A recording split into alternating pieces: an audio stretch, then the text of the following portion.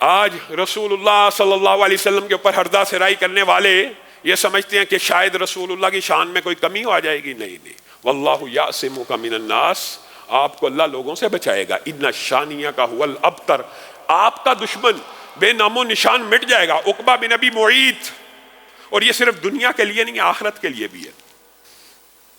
بہت بڑا سخی تھا. جب بھی مکہ آتا تھا سفر سے کھانا پکاتا. یہ عربوں کی ایک عادت تھی سخاوت کی بھی. اچھی صفات میں سے ایک صفت یہ بھی پائی جاتی تھی، جب بھی آتا تھا لوگوں کی دعوت کرتا تھا، کھانے پکاتا تھا. یہاں پہ آج سفر سے آیا تو کھانا پکایا.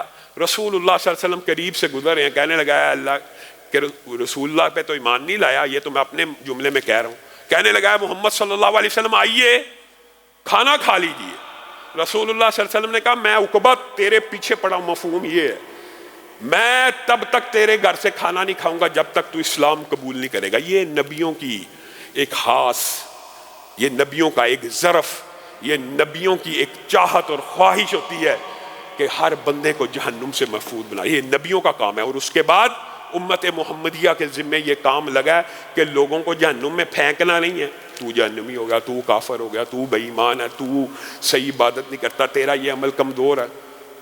خواہش کیا ہونی چاہیے کہ تو جنت میں چلا جا، تو اپنے اعمال کو بہتر کر لے، تو اپنے اعمال کو سنوار لے. عقبہ بن ابی معیط کو رسول اللہ صلی اللہ علیہ وسلم کھانے کے بدلے میں بھی کیا آفر کر رہے ہیں؟ کھانا کھاؤں گا ایک شرط کے اوپر، کلمہ پڑھ کے مسلمان ہو جا. عقبہ تو مسلمان ہو جا، تجھے اسلام قبول کر لینا چاہیے. پتہ نہیں وہ کیا لمحہ تھا لیکن بدبختی بندے کے اوپر غالب آ جاتی. عقبہ نے کہا اگر آپ اس بات کے اوپر راضی ہیں اور اگر آپ یہ چاہتے ہیں کہ میں صرف کلمہ پڑھ لوں زبان سے اور آپ میرا کھانا کھائیں تو میں کلمہ پڑھ لیتا ہوں. کلمہ پڑھا. رسول اللہ صلی اللہ علیہ وسلم نے کھانا کھا لیا. کھانا کھا کے نکلے. اس کا جگری یار ابی بن خلف آ گیا اور آ کے کہنے لگا عقبہ میں نے سنا تو بے دین ہو گیا. یہ جو جاہلیت کا تانا آج بھی معاشرے میں بڑا عام ہے، اپنے باپ دادے کے دین سے ہٹ گیا ہے. وہ جو 70 سال جس طرح نمازیں پڑھی تھی وہ چھوڑ دی ہیں، وہ کیا ضائع ہو گئی ہیں؟ اب نئے طریقے سے پڑھنا شروع ہو گیا ہے. یہ تانا انسان کو بہرحال ہلا کے رکھ دیتا ہے. کہنا شروع بے دین ہو گیا، کلمہ پڑھ لیا. آج بھی معاشرے کے اندر سب سے بڑی رکاوٹ حق کو قبول کرنے میں کئی مرتبہ آباء و اجداد کا طرز عمل، کئی مرتبہ پرانے علماء کا طرز عمل، کئی مرتبہ خاندان کا طرز عمل، کئی مرتبہ کنبے قبیلے کا طرز عمل ہوتا ہے. یہ بات ماننے کی ضرورت ہے. ہوتا ہے، انسان کے اندر ہوتی ہے یہ بات. کئی لوگ ہدایت کو اس وجہ سے قبول نہیں کرتے، یار میرا باپ اسی عقیدے کے اوپر فوت ہو گیا، اب میں عقیدہ بدل لوں گا، اب میں عقیدہ. اب بھائی تو عقیدہ اگر تجھے سمجھ آ گئی ہے تو بدل لے. تجھے اللہ تعالیٰ نے اگر ہدایت دے دیا، تیرا شرع صدر ہو گیا ہے کہ تو نے آج کے بعد رسول اللہ کی طرح نماز پڑھنی ہے، رسول اللہ کی طرح عبادت کرنی ہے، تو اپنی عبادت کو سیدھا کر لے. تو اپنے والدین کے لیے دعا کرتا رہے. اللہ کی مرضی ہے، اللہ تعالیٰ انہیں معاف کرے.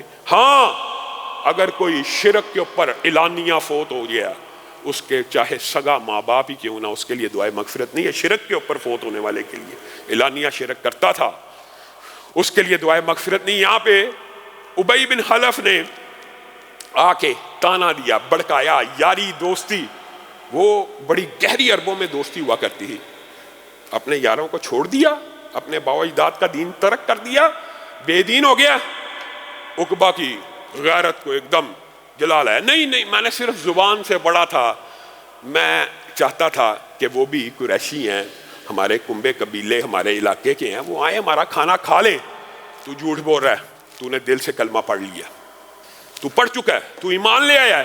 اور میں تجھے کیسے یقین دلاؤں گا میرے دوست کہ میں نے صرف زبان سے پڑھا؟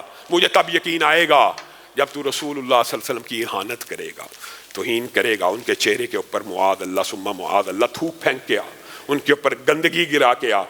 وہ بدبخت کہ جس نے کلمہ بھی پڑھ لیا، چاہے زبان سے پڑھا تھا، بعد میں اثرات ظاہر ہو سکتے تھے، ممکن تھا کہ بدل جاتا. یہاں پہ غیرت آئی، رسول اللہ صلی اللہ علیہ وسلم کی توہین کی، تھوک کو بھی پھینکا، دور سے گندگی کو بھی پھینکا.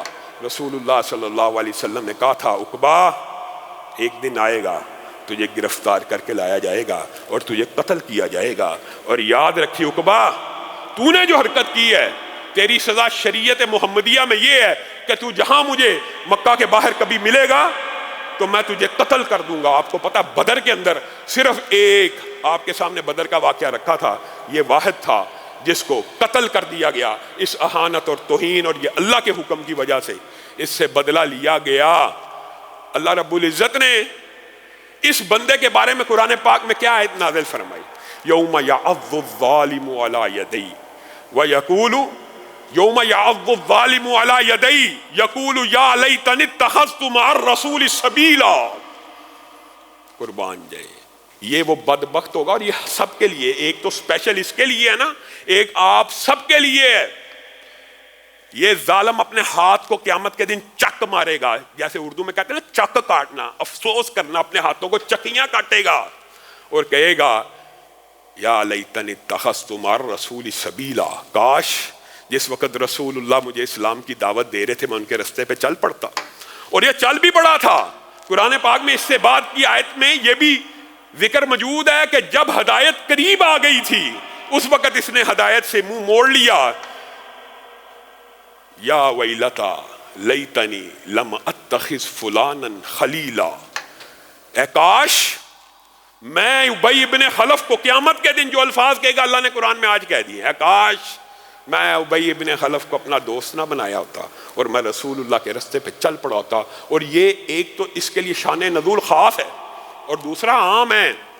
وہ ہر دوست جس کی وجہ سے انسان گندی فلم دیکھ رہا ہے، گندے ڈائجسٹ پڑھ رہا ہے، گندی تصویریں دیکھ رہا ہے، گندی چیٹنگ کر رہا ہے، جس کی کمپنی کی وجہ سے سگریٹ، منشیات اور دیگر برے کاموں میں پڑ رہا ہے، جس دوست کی وجہ سے نمازیں مس کر رہا ہے، جس دوست کی وجہ سے اذان ہو رہی ہے مسجد میں جانے کا خیال نہیں آ رہا، ہر اس دوست کے لیے یہ قرآن پاک کی آیت ہے۔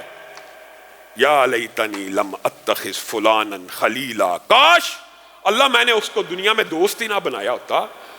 ایسا بدبخت تھا کہ ہدایت یافتہ ہونے لگا تھا میں اور مجھے گمراہ کر دیا۔ ہوتے نہیں ایسے دوست، نماز کے اینڈ ٹائم کے اوپر بیل بج جاتی ہے، فلاں دوست آ گیا ہے، نماز کا بیڑا غرق ہو گیا۔ جو دین کی اساس ہے، جو دین کی کوہان ہے، جو دین اور کفر میں، اسلام اور کفر میں فرق کرنے والی چیز ہے، اس کا جنازہ نکال دیا دوستی نے۔ ہوتے نہیں ایسے دوست جو کہتے ہیں آؤ تھیٹر میں چلیں ڈرامہ دیکھائیں، آؤ برائی کے رستے میں ابھارنے والے، اللہ تعالیٰ بری کمپنی بری صحبت سے بھی بچائے۔ یہ سارے وہ دوست ہیں جن کے بارے میں کل قیامت کے دن انسان اپنے ہاتھوں کو چکیاں کاٹے گا، چک مارے گا۔ کاش میں رسول اللہ کے راستے پہ چلا ہوتا اور میں نے اپنے دوستوں کی بات کو نہ مانا ہوتا تو میں تو ہدایت پائی چکا تھا اور ہدایت تو میرے قریب آئی چکی تھی، لیکن مجھے گمراہ کر دیا گیا۔ تو